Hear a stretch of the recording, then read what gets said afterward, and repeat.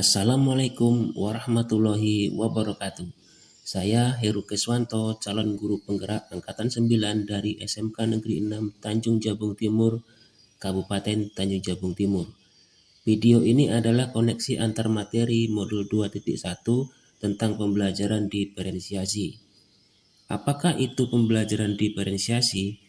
Pembelajaran diferensiasi adalah usaha guru dalam menyesuaikan proses pembelajaran di kelas untuk memenuhi kebutuhan belajar individu murid. Artinya, pembelajaran berdiferensiasi adalah pembelajaran untuk mendukung semua murid di kelas. Setiap anak adalah unik. Mereka punya kelebihan dan kekurangannya masing-masing. Begitu pula dengan minat, gaya belajar, kebiasaan, pola pikir, kemampuan literasi, dan lain-lain. Nah, disinilah diperlukan usaha guru untuk dapat memenuhi kebutuhan belajar murid yang berbeda-beda, agar mereka merasa nyaman saat belajar di kelas. Lalu bagaimana cara untuk dapat melakukan pembelajaran diferensiasi di kelas? Agar dapat melakukan pembelajaran diferensiasi, guru harus memenuhi tujuan pembelajaran terlebih dahulu. Selanjutnya, mengetahui dan merespon kebutuhan belajar murid, menciptakan lingkungan belajar yang mengundang murid untuk belajar, melakukan manajemen kelas yang efektif, dan melakukan penilaian berkelanjutan. Berkaitan dengan kebutuhan belajar murid, guru harus memahami 3 aspek, yaitu yang pertama, kesiapan belajar murid atau readiness. Kesiapan belajar mengharuskan guru untuk menilai pengetahuan awal dan menentukan apa yang telah murid ketahui. Yang kedua, minat murid. Minat murid setiap anak pasti berbeda-beda. Minat adalah salah satu motivator penting bagi murid untuk terlibat aktif dalam proses pembelajaran. Dan yang ketiga, profil belajar murid. Profil belajar murid berkaitan dengan lingkungan, budaya, gaya belajar, dan kecerdasan majemuk yang berbeda antar satu anak dengan yang lainnya. Kebutuhan belajar murid dapat diidentifikasi berdasarkan cara-cara berikut ini.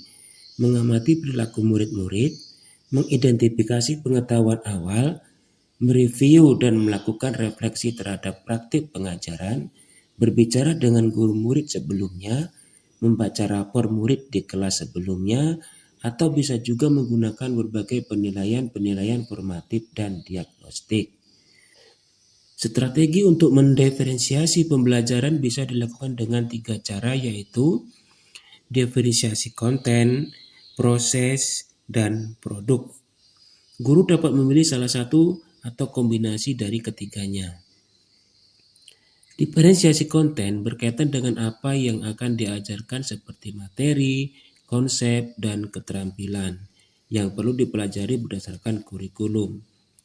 Diferensiasi konten bisa dilakukan dengan membedakan pengorganisasian atau format penyampaiannya, bukan mengubah atau menurunkan standar kurikulum.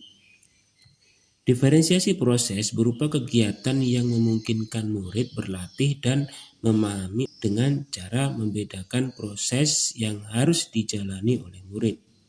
Dan diferensiasi produk berupa bukti yang menunjukkan apa yang murid telah pahami dengan cara membedakan atau memodifikasi produk sebagai hasil belajar murid, hasil latihan penerapan, dan pengembangan apa yang telah dipelajari. Kemudian, adakah keterkaitan antara modul pembelajaran berdiferensiasi dengan modul-modul yang lain? Tentu saja ada.